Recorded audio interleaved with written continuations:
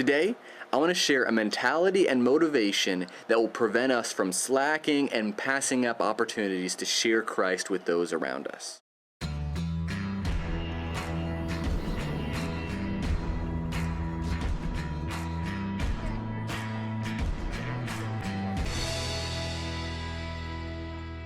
So let me just first say that it would be an incredible misconception and a false assumption for you to think that evangelism is something that I don't struggle with. Even though it's something I've been doing for years, even though it's something I've devoted my life to, even though it's something that I moved across the globe in order to do, it's still something I struggle with. Even just last week, a buddy of mine, we went to one village about 20 minutes away to study with this individual that we've been studying with for several weeks, and he didn't show up. And just about when we were going to leave, the rain started pouring here, and it's the rainy season, and so it's significant downpour. And so me and my friend are underneath this little porch area, and we ended up staying there for about 45 minutes until the rain kind of died down a little bit. During that 45-minute period, about 5 minutes into it, I realized that there were about 15 people underneath this little shelter about 15 feet away. And these individuals were just listening to music, or some were cooking, and some were playing games, or just talking, or just sitting there. And I knew what I ought to have done. I should have gone over there. I should have said, wow, I don't have an opportunity to study with this one individual that I came here for, but look at these people that need just as desperately to hear about Jesus and to hear about the gospel, and maybe I can encourage them in some way. But I didn't. I didn't walk over. I just sat there and I talked to my friend. Now, in the moment, I told myself that it was good enough just to talk to Francis, my friend. I could encourage him. I could have some good quality time with him, but the reality is I see this guy 4 times a week. I don't need to talk to him that moment. There are other people in that situation I need to talk to more. And so I share that just to say that there are times when I lack motivation, I lack mental discipline, I lack the self-control it takes to propel myself, to put myself in situations that are maybe awkward or uncomfortable or just take hard work sometimes. And so I want to share with you just one little piece of motivation that's been helpful to me that sometimes I have to remind myself of. And this motivation kind of gives me the vigor and the zeal and the eagerness and the boldness to do what I know I ought to do in some situations. The truth is, even if there was a possibility of me talking to a stranger about faith and about the Bible and about Christ and His kingdom, even if that encounter had the possibility of transforming the life of that one individual, the truth is, it'd be worth it.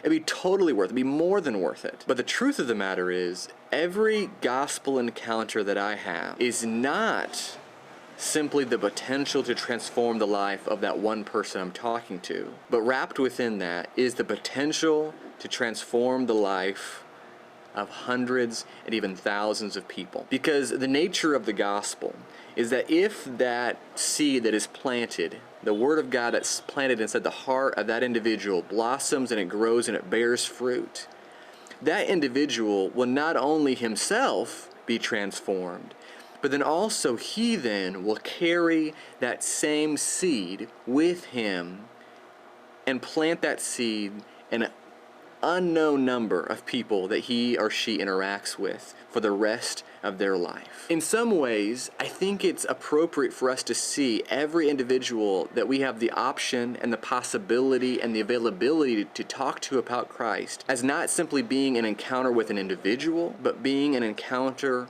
with 1,000 people, 2,000 people. Because very easily, that's what could be the result if that one person responds well and accepts the gospel, accepts Christ, and submits his will to the Lord. So to put this in a little bit more of a mathematical perspective, just to kind of illustrate what I mean by this, if every Christian made a disciple, made another Christian, taught the gospel to someone that resulted in them coming to faith every 5 years, then just do the math on that for a moment. And what I mean by that is if I had left that porch and walked over to that shelter where those 15 people were, and as a result of something that I said and who I was able to point them to, which is Jesus, one of them was able to come to faith and submit their lives to Jesus. And then over the next 5 years, that individual then made 1 disciple. And over the next 5 years, those 2 disciples made 2 more disciples. And now those 4 disciples, you kind of get what I'm saying, right? So on and so forth. I think this mathematical equation is quite conservative. However, if even at this conservative rate, disciples made other disciples, within 25 years, that one Christian would then produce from him 32 Christians. Within 50 years, that one Christian would result in 1,000. And within 75 years, that one encounter, that one gospel-sharing conversation could lead to over 32,000 saved souls. Even thinking of the transformation and the salvation that could be given to one individual should be more than enough to motivate me to get off of my seat, walk through the rain, get into that shelter, and start asking questions and talking about Christ. But when I think of the possibility that one discussion could lead to thousands and thousands of people